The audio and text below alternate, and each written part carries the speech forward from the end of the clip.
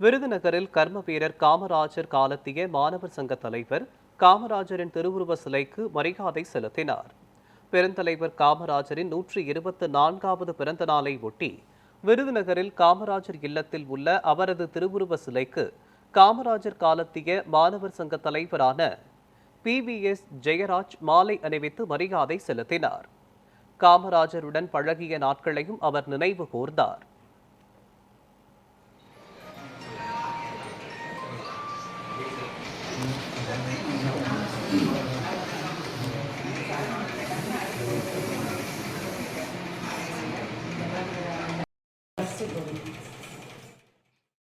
சென்னை சட்டக்கல்லூரியிலே தலைவர் காமராஜ் காலத்திலே மாணவர் தலைவனாக இருந்தவன். தலைவர் காமராஜ் அவர்கள் என்னுடைய திருமண வரவேற்பிலே 4 வரிகள் மட்டுமே சொன்னார்கள். நாம் நன்றாக உழைக்க வேண்டும், நாம் உழைத்தால்தான் நாம் முன்னேறுவோம், நம்ம நாடு முன்னேறும், இதைத்தான் மணமக்களுக்கு வாழ்த்தாய் சொல்லுகிறேன் என்று சொன்னார்கள்.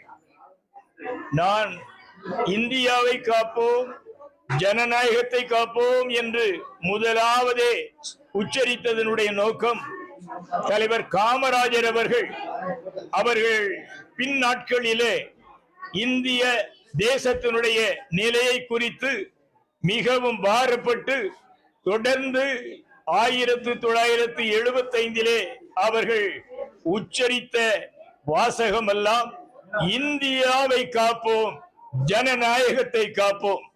ஏனென்றால் இந்தியாவுக்கும் ஜனநாயகத்திற்கும் நாம் தான் உத்தரவாதம் எடுக்க வேண்டும். நாடு போகிற போக்கிலே நாம் பெற்ற சுதந்திரத்தை பேணி காக்க வேண்டிய கடமையில் இருக்கிறோம்.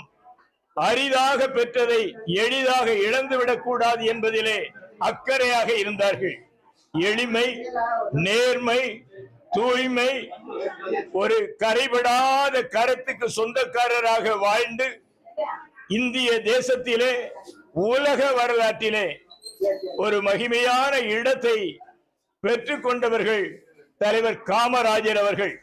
தலைவர் காமராஜருடைய சிந்தை இந்த நாட்களிலே நம் எல்லோருக்கும் வேண்டும். இனி தலைவர் காமராஜர் வருவார் என்று எதிர்பார்த்திருக்க வேண்டாம்.